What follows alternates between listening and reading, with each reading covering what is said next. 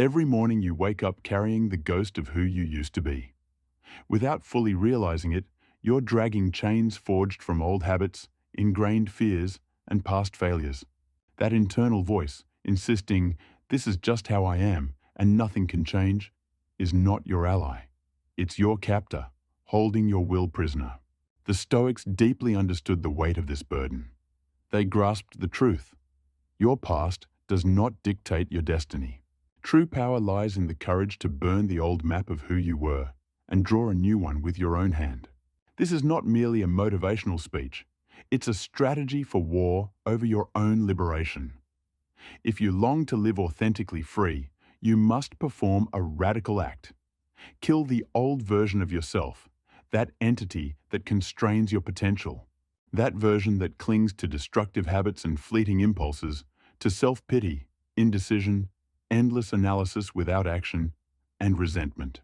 The one that remains reactive, consumed by fear and mired in stagnation.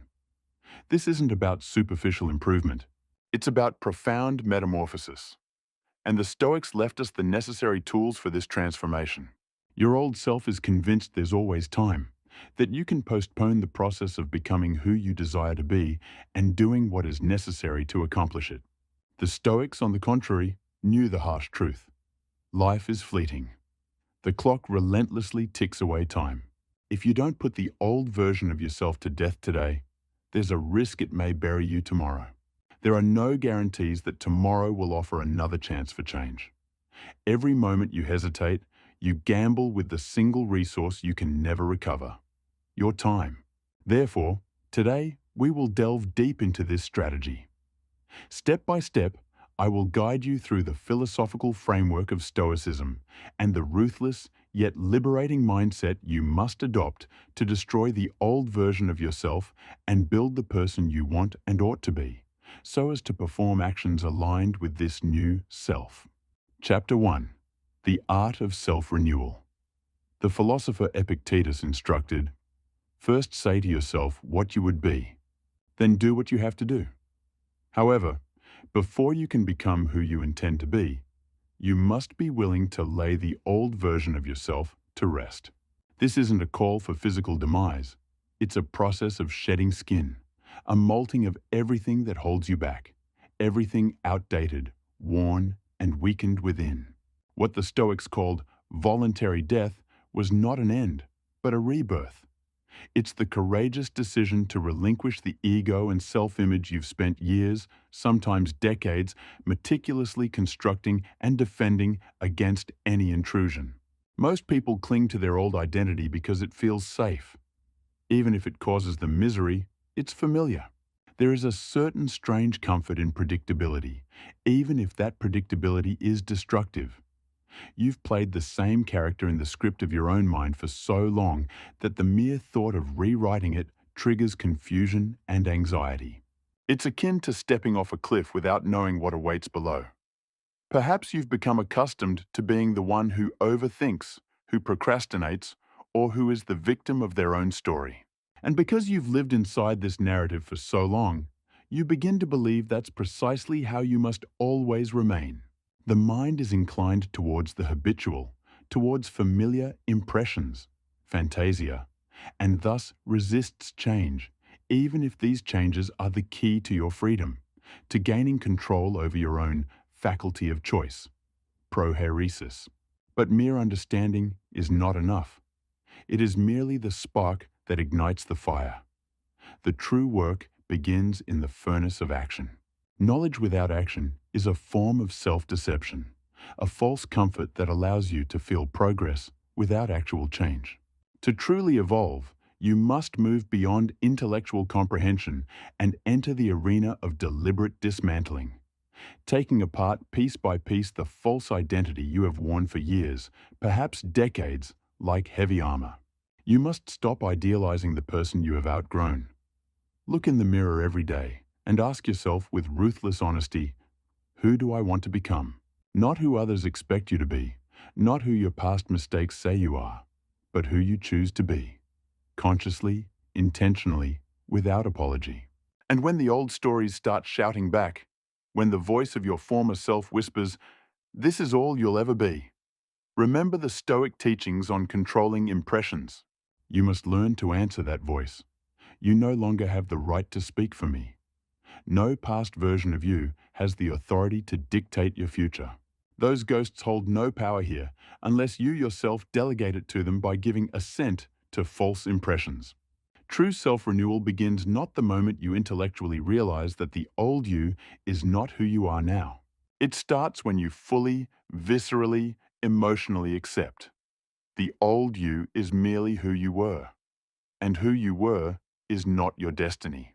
It is no more than the soil from which you can choose to grow something entirely new, something stronger, wiser, freer, something aligned with your authentic faculty of choice, prohairesis, which is always within your power. You are not bound by who you have been. You are liberated by who you are willing to become. Tonight, before you sleep, think of one trait you carry that no longer serves you, whether it's procrastination, bitterness, or anxiety. Then think of the opposite trait, the one that corresponds to the person you aspire to become. Tomorrow, act as if you are already that person. You will feel the resistance of old habits and passions, patha, but understand, discomfort is the sound of your old self dying. Chapter 2. The Battlefield of Inner Dialogue. Seneca once warned, "We suffer more often in imagination than in reality." Your old self resides not in your muscles or your bones. It lives and breathes in the shadows of your inner dialogue, in the impressions, fantasia, to which you give assent.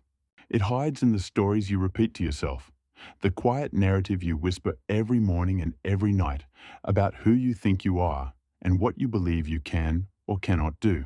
This voice is subtle, persistent, and deceptive. It sounds like your own, but it isn't truly you. It's a reflection of who you've been, not who you are capable of becoming by exercising your faculty of choice, prohairesis. When you say, "That's just the way I am," or "I've always been like this," understand this. These statements are not facts. They are scripts written over years of conditioning, fear, and repetition, the result of incorrect judgments, doxa. And every time you utter them, even quietly in your mind, you breathe life into them. You reaffirm the chains you claim you want to break.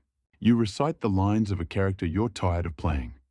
But you never stop to question why you are still playing the role, why you give assent to these impressions. To kill the old self, you need more than just wishing for change.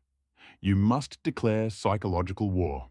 You must rewrite your inner dialogue, much like a general would rewrite war plans after a crushing defeat, with careful strategy, clarity, and unwavering honesty.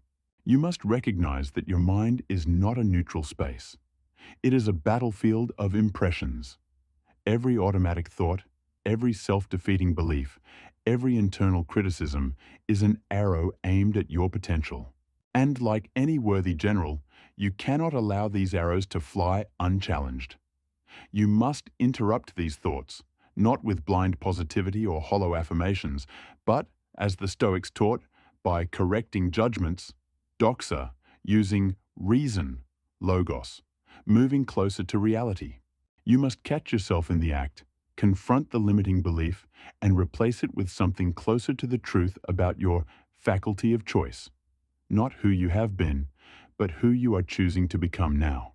You must learn to challenge every internal narrative as if your freedom depends on it, because it does. Whenever you catch yourself making a limiting statement, stop and ask, is this objectively true? Does it accord with reason? Then reframe. Instead of "I can't," try "I haven't yet." Instead of "this is who I am," say "this is who I was." Who I will become depends only on me, on my faculty of choice. Chapter 3.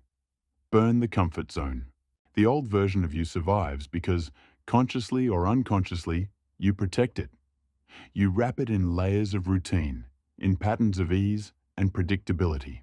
You keep yourself warm and cozy inside these familiar behavioral models, shielding yourself from discomfort, avoiding risk, and steering clear of any situation that threatens to disturb the fragile walls of your comfort zone, an area where your faculty of choice is not put to the test. Marcus Aurelius reminded himself, "The impediment to action advances action. What stands in the way becomes the way." This was not merely philosophical poetry, but a battle plan. Every obstacle you avoid is not neutral. It's a brick added to the fortress of your old self. Every difficulty you evade strengthens the grip of who you used to be, as you allow the apatheia, in the sense of indifference to what happens, of the old self to triumph. Your old self thrives in ease. It feeds on avoidance, procrastination, and the seductive promise of, "I'll do it tomorrow." It grows fat and complacent when you choose the path of least resistance. It becomes stronger every time you allow yourself to linger in that soft space where nothing challenges you, where nothing forces you to stretch, suffer, or sweat, thereby failing to exhibit endurance, karteria, one of the Stoic virtues. And the person you want to become doesn't idle inside the comfort zone like a passenger waiting to be called forward. That version of you is buried beneath discomfort, sweat, effort, and the pain of new challenges that make your muscles ache and your mind rebel. Every time you choose comfort over challenge, you don't just stay the same, you regress. You are giving CPR to the version of yourself that you claim to despise. You breathe life into old habits and limiting beliefs. You feed the parasite that keeps you in a state of small self. You tighten the chains around your potential. You make the cage stronger and the lock tighter, building the walls brick by brick with every excuse, every indulgence, every avoidance, every incorrect use of your faculty of choice. Killing the old version of yourself is not a poetic act. It's an act of war, a declaration of rebellion against every lazy, fearful, self-sabotaging instinct that wants to keep you precisely where you are. This requires setting the comfort zone on fire and watching the ashes fall without a single tear of regret for external conveniences. It demands abandoning the search for refuge in routines that protect your mediocrity and beginning the construction of habits that forge your resilience, your strength, your future, based on virtue, arete, and rational action, praxis. And make no mistake, the comfort zone is not merely a place of rest. It is a graveyard of unrealized potential. It's a padded cell where your old self will quietly smother every dream you hold. You will not transform within a space designed for stagnation. You will not evolve inside walls built to keep you safe and small. Growth begins the moment you step outside of what is easy, into the unknown, into what tests you, stretches you, and at times breaks you. Growth starts when you lean into the discomfort, not allowing passions, pathe, to gain dominance. When you choose challenge over convenience, when you invite the friction of becoming, that's where your new self awaits you. Not behind the curtain of comfort, but in the fire of ascesis, voluntary practice, that will burn away everything you no longer need. Each morning, deliberately do one thing that makes you feel uncomfortable. Speak up when you normally stay quiet. Take a cold shower. Tackle the task you keep avoiding. You aren't just doing hard things. You are forging a new identity based on endurance, karteria, and courage, Andrea. Chapter 4. Detach from the echoes of the past. The Stoics understood that the past is not real. It is a shadow we keep alive in our mind, a projection without substance that we nourish through repetition, giving assent to impressions about something that no longer exists. It is not something we can touch or change. It exists only as a collection of images, regrets, and memories that we replay over and over, like a broken record, convincing ourselves that these impressions somehow define us now. You've failed before. You've been in awkward situations. You've wasted time. You've made decisions that still bother you when your mind is quiet and defenseless. But these memories are not living entities. They are echoes, faint, distorted sounds bouncing off the walls of your consciousness. They gain weight and influence only if you choose to feed them, if you choose to endlessly relive them, like a spectator addicted to their own suffering. Marcus Aurelius said, "You have power over your mind, not outside events. Realize this, and you will find strength." These words were not passive advice. They were a direct call to reclaim sovereignty over your mental space, over your faculty of choice, prohairesis, and judgments, doxa.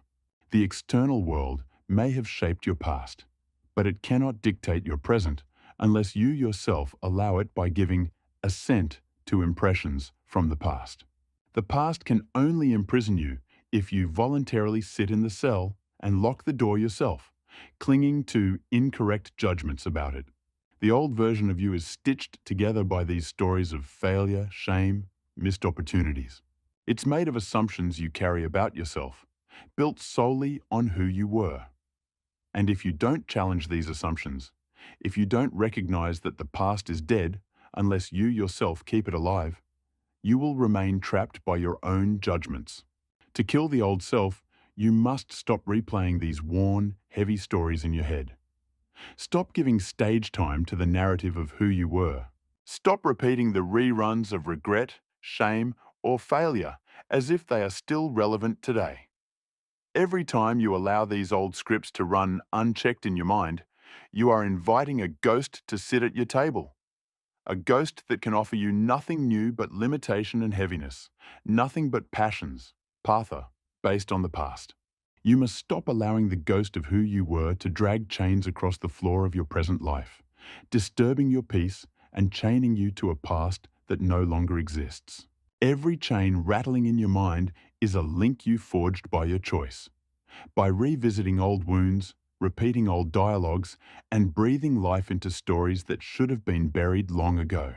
Whenever you catch yourself reliving a mistake or dwelling on old wounds, you must interrupt that process, like a sentry guarding the gates of your mind. Remind yourself with clarity and force, relying on reason.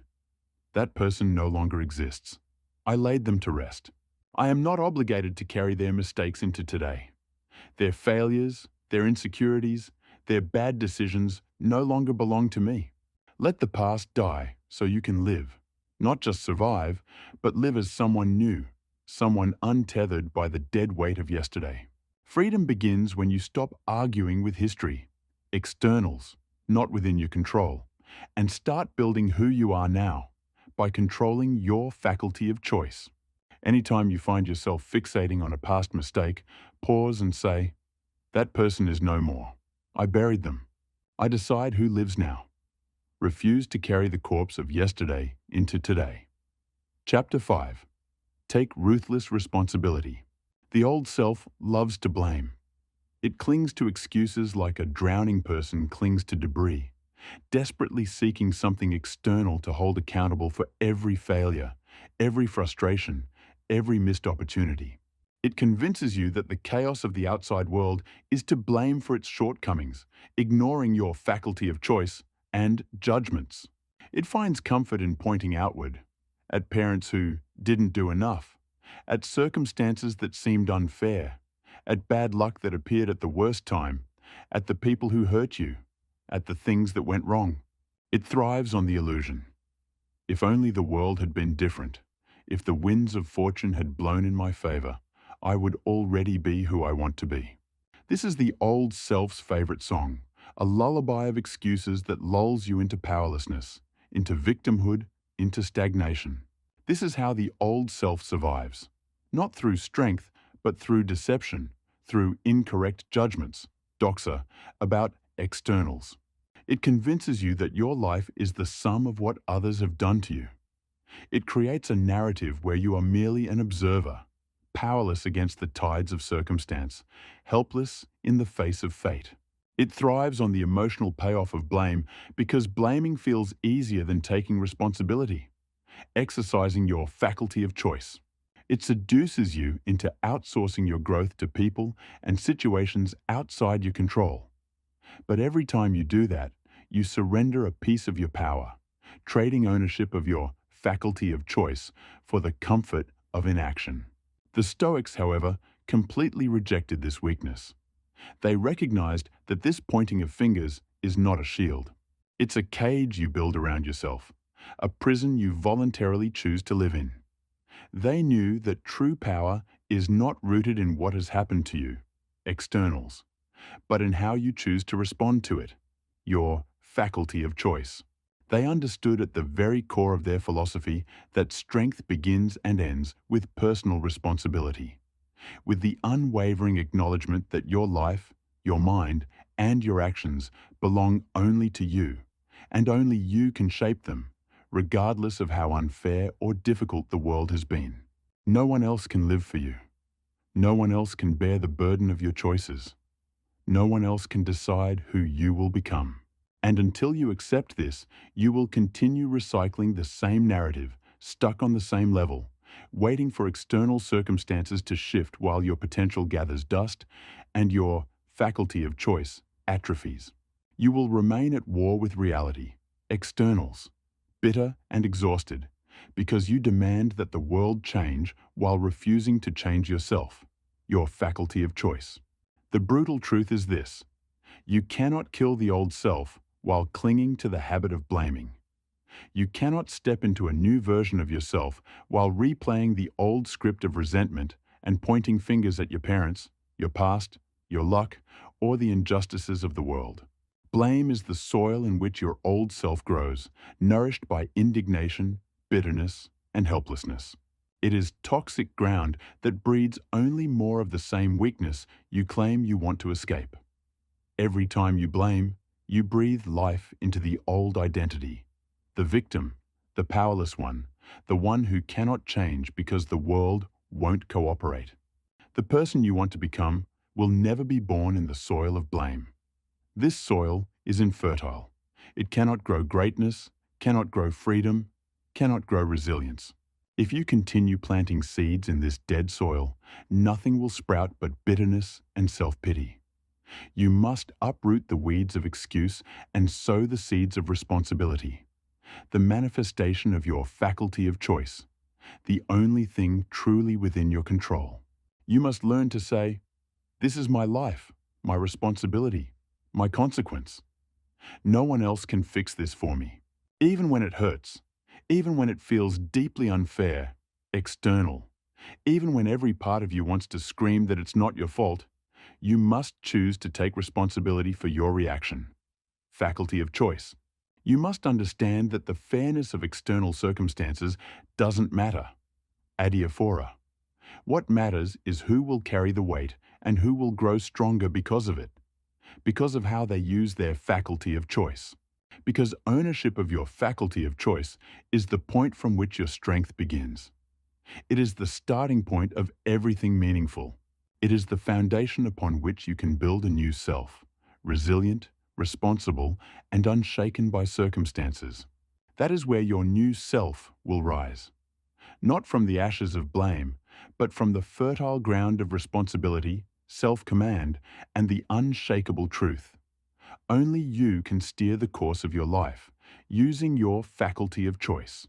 This is how you stop being a prisoner of your past and become the architect of your future. Tonight, make a list of 5 things in your life you are dissatisfied with. Then next to each one, write how you bore responsibility for it. Not how others contributed, but how you allowed it to be, how you used your faculty of choice. This is not self-recrimination. It is self-liberation from the passions, path of guilt and resentment. Chapter 6. Discipline over emotion. The old self is a slave to moods, desires, and impulses. Passions, path. It wakes up tired and stays tired, constantly waiting for the perfect mood, the right conditions, or some fleeting surge of inspiration to push it forward. It demands motivation before action, as if life will someday issue a permission slip to begin. This version of you believes that discipline should feel good, that the stars must align before the first step can be taken. But the Stoics knew better. They understood that discipline is born not from feelings, passions, but from principle, rational action, praxis. It's not something you stumble upon when you feel like it. It's something you build and reinforce by making one decision at a time, especially when you least feel like it. The old self waits for the right moment. The new self creates it using its faculty of choice in accordance with reason. You kill the old self by acting in accordance with your values and reason, regardless of how you feel in the moment. You silence the old self when you show up tired, uninspired, frustrated, and do the work anyway. You starve the old self when you refuse to negotiate with your moods and impulses. Each time you choose action over apathy, consistency over convenience, principle over fleeting pleasure, passions, you chip away at the old identity and lay bricks for the new one. The truth is, waiting to feel ready is the greatest lie your old self will ever sell you. It will convince you to postpone until tomorrow, until Monday, until the weather is just right, until you've read one more book, or until life conveniently aligns with your mood. This is the old self's, passion's, favorite trick. A quiet, seemingly reasonable voice that tells you to delay, to postpone, to wait for an easier path that never arrives. But the Stoics remind us, life will never become easier. You must become stronger. They knew that if you wait for the winds to calm before setting sail, you will rot at the shore. The sea will never still itself for you, and the storms will not ask your permission. Life is inherently chaotic, unpredictable, and difficult, external events. And there is no guarantee that the ideal conditions you are waiting for will ever come. The universe owes you nothing. Adiaphora. Therefore, you must stop expecting life to get lighter and start focusing on how you can carry heavier loads, how you can build broader shoulders and an unshakable spine, developing your endurance, carteria, and courage, Andrea. You must recognize that comfort is not coming to the rescue. Ease is not the path to transformation.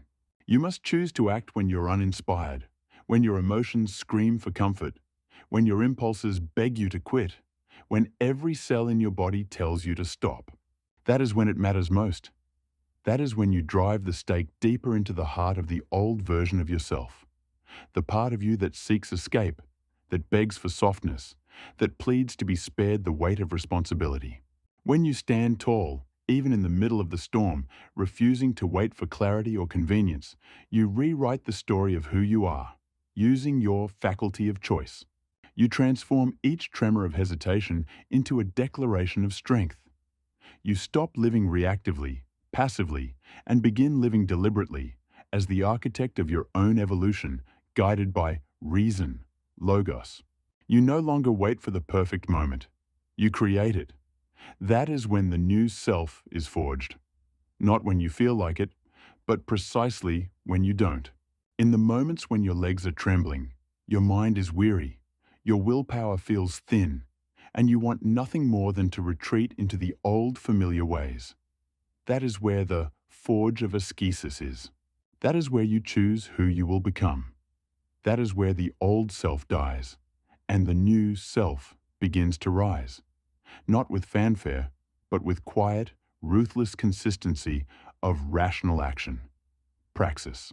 The storm is not your enemy. It is your crucible of ascesis, in which your faculty of choice is tempered. Choose one daily ritual, whether it's exercise, writing, meditation, and do it regardless of how unmotivated you feel. Each day you act without needing to be in the mood, the old self loses power over your faculty of choice. Chapter 7. Empty your cup. The old self is full, overflowing with assumptions, rigid opinions, false certainty, and the illusion of knowledge, incorrect judgments, doxa, and unexamined impressions, fantasia. It is weighed down by what it considers true, stubborn in its conclusions, and defensive when these beliefs are challenged. This fullness is not a sign of wisdom, but of fragility. A mind so cluttered with unexamined beliefs that there is no room left to grow, to question, to evolve. Epictetus said, "It is impossible for a person to learn what they think they already know." These are not empty words. This is a direct challenge to the arrogance of the old self.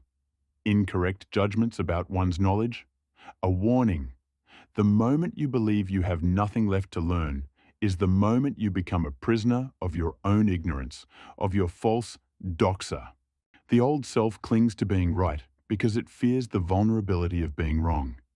But to kill the old self, you must learn to empty your cup.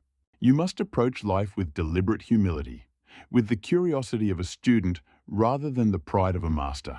You must be willing to dismantle what you think you know, to admit when you have been mistaken, to abandon false certainty in favor of growth and wisdom, Sophia.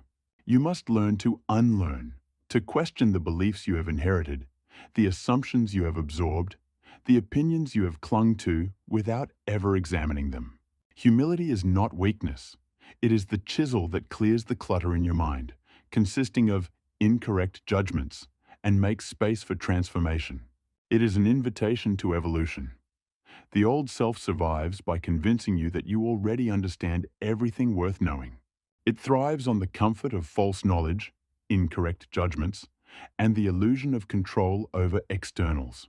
It persuades you to defend outdated opinions, reject feedback, and dismiss new ideas without consideration. It makes you cling to what is comfortable and familiar, even when it holds you back, because comfort is easier than change, and certainty feels safer than the doubt necessary for seeking truth.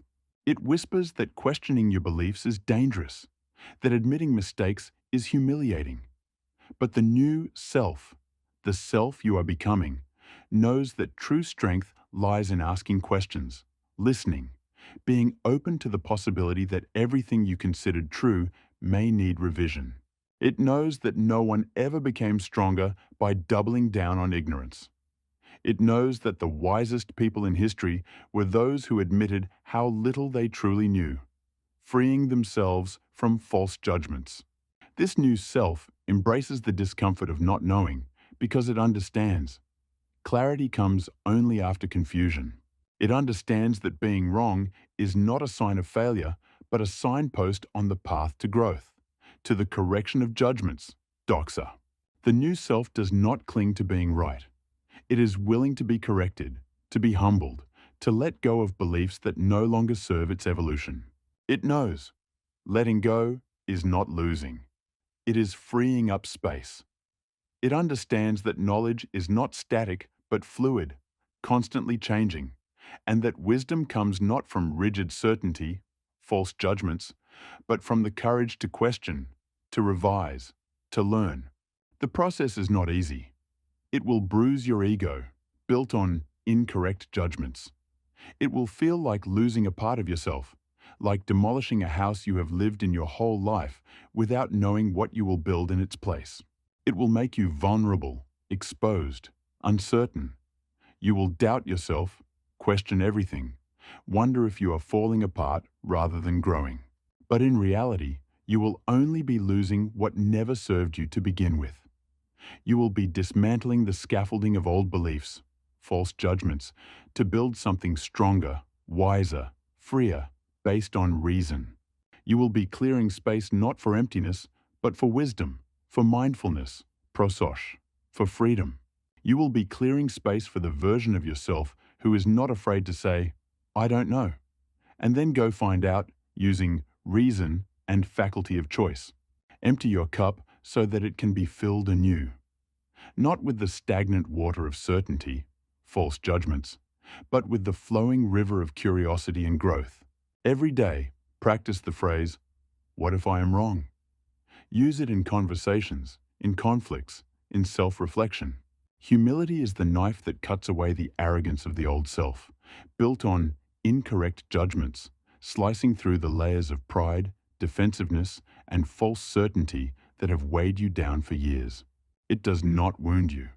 It liberates, removing the unnecessary burden of the ego, based on incorrect judgments, and freeing up space for clarity, seeing things as they are, curiosity, and genuine growth, progress, procarp. Without it, you will continue wearing the armor of who you used to be, too heavy to move forward and too rigid to evolve. Chapter 8. Harden through voluntary discomfort. Seneca practiced what he called voluntary hardships, ascesis, deliberately entering the realm of discomfort when he had every reason and privilege to avoid it. He chose to deprive himself not because he lacked comfort, but because he understood that comfort softens the mind and weakens the soul, causing attachment to externals, adiaphora. He realized that every moment spent in luxury without challenge diminished his resilience and dulled the sharpness of his will, faculty of choice, prohairesis. He understood that a life wrapped in ease is a life wrapped in fragility, and that true strength is not demonstrated when things are easy, but revealed when things become unbearably hard, when resistance appears, as in the case of premeditation of adversities, premeditatio malorum. When every part of you wants to retreat, but you choose not to, exhibiting endurance, carteria. Why? Because the old self fears discomfort. It whispers, I don't want to, I don't need to, or I can't handle this. It shrinks in the face of adversity, clinging to ease and familiarity, terrified of the unknown trials that lie beyond the boundary of convenience. This is the voice of fear, pathe, that tells you to stay in bed, to stay small, to seek warmth when the cold teaches resilience. It's an echo tempting you to avoid challenge because challenge threatens the fragile illusion of your limits, built on incorrect judgments. The old self hides in the shadows of what is easy because it fears discovering how weak it truly is when tested. But when you voluntarily suffer, when you deprive yourself of luxuries and expose yourself to controlled hardship, you prove to yourself that you can endure far more than your old identity, based on incorrect judgments believed possible. You learn to separate real suffering from imagined discomfort, judgments about externals versus the external itself. You discover that the limits you thought defined you were never real. They were merely comfort zones built by you like fences around your potential, like walls around a small and shrinking world, based on incorrect judgments about externals. You find that the boundary between what you can and cannot handle is far beyond what the old self imagined, and that each act of discomfort pushes that boundary further and further. Each time you consciously step into hardship, ascesis, you tear down a piece of that boundary. You carve new lines in your character where fear and fragility used to dwell. You rewrite the story you have been telling yourself about your capacity to endure. You prove over and over you are stronger than the voice in your head, whispering excuses and calling for softness. Passions. Each voluntary hardship becomes a hammer that shatters the fragile shell of who you were, revealing the sturdier, tougher self beneath. It builds a new identity brick by brick, forged in discomfort and proof of your own capacity to overcome. This is not suffering for the sake of suffering. It is suffering as strategy, as sharpening, as self-renewal, ascesis for the sake of virtue. It is a declaration that you will not be ruled by comfort, that you will meet life's trials already prepared, already hardened, because you chose to suffer when you didn't have to. Once a week, consciously deny yourself something pleasurable. Practice indifference, adiaphora. Skip a meal and remind yourself what real hunger feels like. Wake up earlier than usual and step outside while the world is still quiet, reminding yourself, discipline begins before the sun rises. Take a cold shower and plunge into the discomfort without flinching. Go for a long walk or an exhausting run. Make your body move when your mind wants to stay still. Do push-ups and sit-ups past the point where you want to stop. Train your body to obey your will, faculty of choice, not your emotions, passions. Give up entertainment. Turn off the TV, close the apps, and sit in silence with your own thoughts. Resist the urge for instant gratification, whether it's food, digital distractions, viewing explicit adult content, or idle comfort. Control your impulses and habits, passions, not because you are punishing yourself, but because you are training yourself to be the master of your desires, not their servant, developing self-control, sophrosine. Each act of voluntary hardship is a funeral pyre for the old you. A small, controlled fire burning away weakness, vice, excuses, false judgments, dependence on comfort, attachment to externals, that has kept you stagnant. Every time you deny yourself ease, you remind yourself that you do not need it, that you are stronger than your desires, that you are in command, faculty of choice, reigns over passions. These small, deliberate acts of discomfort accumulate into something far greater. The slow death of the old self and the slow, purposeful birth of someone unbreakable, a person founded on virtue. Chapter 9. Beware praise and blame. Your old self is obsessed with what others think, opinions about externals. It rises and falls based on external validation, adiaphora, measuring its worth by the applause or disapproval of strangers, by the opinions and judgments of people who do not walk in your shoes. It craves approval like a thirsty person craves water. But that thirst is never quenched. It only grows stronger the more you feed it. It believes that your value is reflected in how others perceive you, basing its judgment on externals rather than on virtue. And thus, it lives in constant anxiety, passion, path, chained to the shifting winds of reputation and recognition. Every compliment becomes a temporary high, and every criticism a crushing weight. You become a puppet pulled by the invisible strings of other people's perceptions, dancing not to your own rhythm, but to the unpredictable music of public opinion. The Stoics taught that reputation is outside your control, and therefore irrelevant, adiaphora. They knew that the opinions of others are fickle, ever-changing, and based on assumptions you will never be able to control. They taught that to hinge your happiness or sense of worth on external validation is to surrender your freedom, eleutheria, to hand over the keys to your peace of mind to people who neither understand you nor care about your deepest values, virtues. They urged us to live not for approval, but for virtue, to act rightly, not because we seek recognition, externals, but because we choose to live by principles, reason, we believe in. Every time you seek praise or fear criticism, you give life to the old, fragile version of yourself, the one that depends on others for permission to feel worthy. You reinforce the cage that keeps you small, reactive, and easily manipulated, tied to externals. And the more you chase approval, the further you drift from your own center, your own inner compass, reason. You become addicted to applause, unable to move without reassurance, unable to breathe without validation. To break free, you must learn to act from principle, reason, not for social media story views or likes, not for applause. To measure your success by your own standards, virtue, and rational action, not by the cheers or jeers of the crowd. You must become so anchored in your values that the shifting winds of opinion can no longer sway you. True freedom begins the moment you stop performing for others and start living for yourself, guided by your own quiet, unwavering sense of what is right, based on reason. This week, do one thing worthy, virtuous, without telling or showing anyone. Let your actions be enough.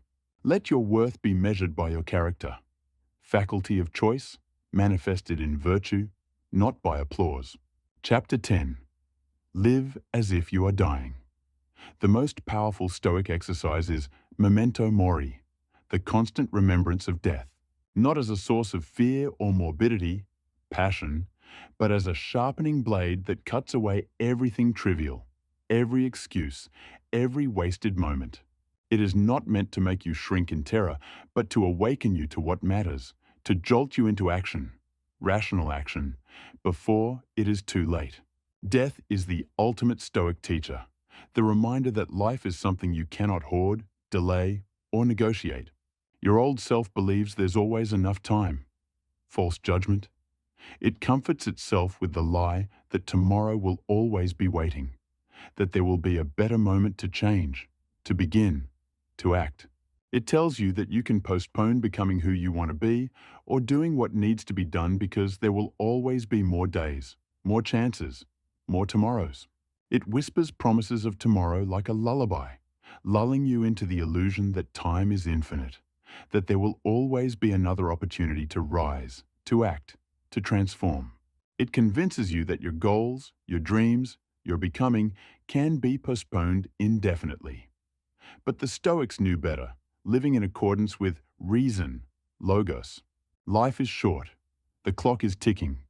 Every second you hesitate is a second lost forever. vanishing into the void without mercy. Time is the one thing you cannot bargain with, cannot save, cannot recover. It slips through your fingers no matter how tightly you try to hold it. If you do not put the old version of yourself to death today, it may bury you tomorrow. Not metaphorically, but literally. There are no guarantees you will wake up tomorrow with another chance to change. Every day you hesitate, you gamble with the one thing you can never reclaim: the opportunity to use your faculty of choice in the present moment. The old self survives on these gambles, distracting you until the opportunity is lost. Living as if you are dying is not about fear, passion. It is about focus. It's about cutting away distractions, externals, hesitation, and laziness, vices. It's about confronting the uncomfortable truth that your time is limited and acting accordingly. It's about looking at every wasted moment and understanding that each one is a nail in the coffin of who you could have become. Every day you waste feeding the old self, indulging in procrastination, fear, or regrets, passions, is a day you will never get back. A day that could have been used to write a better story, guided by reason and faculty of choice. It's about clarity, the kind of clarity that only the awareness of mortality, memento mori, can provide. The Stoics trained themselves to walk with death beside them, not as a reminder of despair, but of urgency. They understood that death is not some distant, far-off event, but a constant companion shadowing every step. They knew that death is the ultimate editor, the force that clarifies what matters and what doesn't, stripping away everything petty, trivial, or distracting. It reminds you that every day wasted is a day lost forever. It shows you that every delay is not harmless. It is fatal to your potential. When you live as if you are dying, you stop tolerating mediocrity. You stop postponing your goals. You stop letting the old self write your story. You begin to see how much of your time has been wasted on things that do not matter, on petty arguments, mindless entertainment, and meaningless distractions, externals. You begin to understand that death is not the end. It is the reason to live fully now, guided by reason and virtue. To stop waiting, to stop hesitating. You realize how much of your precious time has been sacrificed to trivialities, meaningless noise, and the comfort of procrastination. Every moment becomes precious because every moment is borrowed. Each sunrise is a gift. Each conversation is an opportunity. Each action is an offering to the fleeting nature of existence.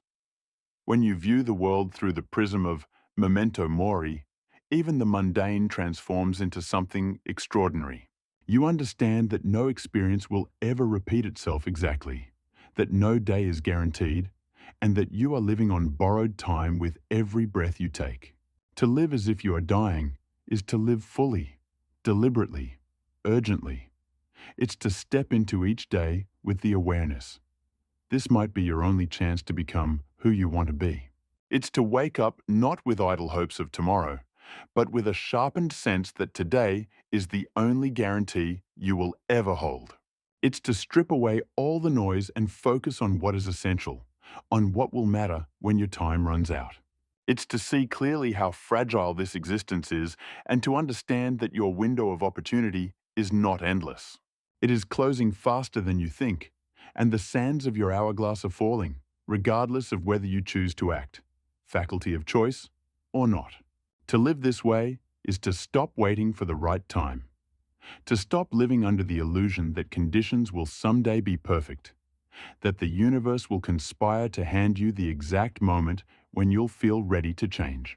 It is to realize that your life has been slipping away in small, unnoticed moments scattered between distractions, regrets, and avoidance, driven by passions and false judgments. And in that realization, something inside you shifts. You begin to hunger not just to exist, but to live, to leave a mark, to embody what you were meant to become before the opportunity is gone forever. It is to live with the fire of knowing. Today is not a rehearsal. This is your life, happening now, with no guarantee of tomorrow. Every moment, every breath, is part of the only performance you will ever get. There is no second act, no chance to rewind the clock and fix what you neglected or postponed. It is to recognize that what you do today is all that counts. Not the plans, not the dreams, but the action you take while you still can, exercising your faculty of choice.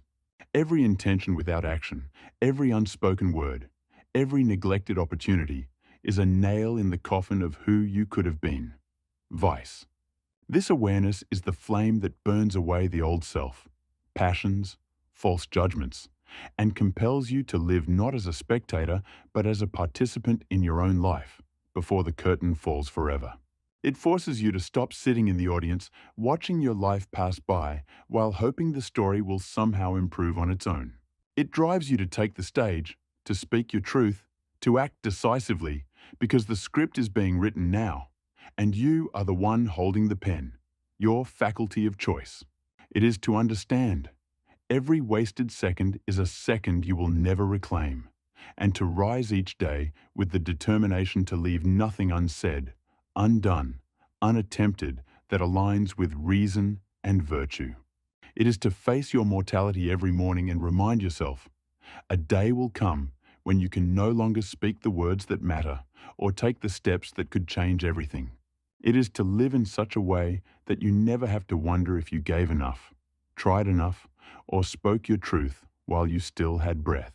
It is to walk through the world with the ferocity of someone who knows they are on borrowed time, who knows every sunrise is not a promise, but a miracle, a gift that must not be squandered. It is to move through your days not with casual indifference, but with an intensity that reflects the preciousness of time. It is to love deeper, to listen more attentively, to be fully present for the people you care about and for the life you have been given. It is to allow this awareness to shape every choice you make, from how you spend your mornings to how you react to obstacles in your path, using reason and your faculty of choice. It is to feel the weight and urgency of this truth pressing against your chest every single day, and let that pressure fuel your commitment to action. Not just grand gestures or sweeping changes, but the small, quiet decisions you make hour by hour. The choice to show kindness, to remain disciplined, to focus when distracted by passions, to follow what matters, virtue, rather than what is easy, externals, adiaphora. It is to carry yourself with the urgency of one who knows the clock is always ticking, and to treat every interaction, every effort, every breath as something sacred. Because it is when you live according to reason. It is to remember there is no rerun, no second take, no guarantee of tomorrow. It's to stop wasting your days seeking comfort and distractions, passions, and instead confront what matters most, virtue, reason, with full force and ruthless honesty. It's to discard the trivial and the meaningless, to let nothing slide by unnoticed, to live with an energy that matches the shortness of life. This urgency, memento mori, will set you free from the passions of procrastination and fear. The brutal, beautiful truth is that you are running out of time. And because of that, every moment is priceless beyond measure. It's the quiet but relentless drumbeat beneath everything you do, reminding you, your existence is a limited gift, not something you can stretch out endlessly. It's the sobering realization. Time is the one currency you can never earn back, and every second squandered is a second gone forever. It forces you to confront the uncomfortable fact. You are living on borrowed time, and every hour that slips through your fingers is an hour that will never return. This is not a reason for panic, passion, but a reason to live with eyes wide open, prososh, fully engaged, fiercely present. It is the spark that burns away complacency and pushes you to extract meaning from every day, every conversation, every small and fleeting experience. It is the fuel that drives you to treat every sunrise as a fresh start, every encounter as an opportunity to give more, to love deeper, to leave nothing on the table. It demands that you look around at the simple, ordinary details of your life and realize they are, in fact, extraordinary because they will not last forever. Externals are fleeting. It compels you to stop numbing yourself with distractions, to stop sleepwalking through your life, and to show up fully for the time you still have left. It urges you to say the words you've held back, to take the leap you've postponed, to quit tolerating the parts of yourself and your life that drain you. It tells you to stop waiting for the perfect moment because that moment may never come, and to act now while you still can. Because when you truly know how little time you have, you finally begin to live. Not with hesitation, but with intensity. Not with empty promises to yourself, but with deliberate action. You begin to see the sacredness in the mundane, to appreciate the people in your life more fiercely, to seize the opportunities that once scared you, and to refuse to waste another heartbeat waiting for tomorrow. You stop waiting and start living because you finally understand that the clock will not wait for you. You stop postponing your growth, your purpose, your love, because you understand that life is not something happening later.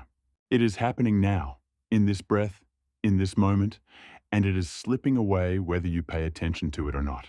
Each morning, remind yourself, today could be my last day alive. What kind of person will I choose to be? What action will I take today that honors the shortness of life? Write it down. Then act accordingly, without delay or excuse.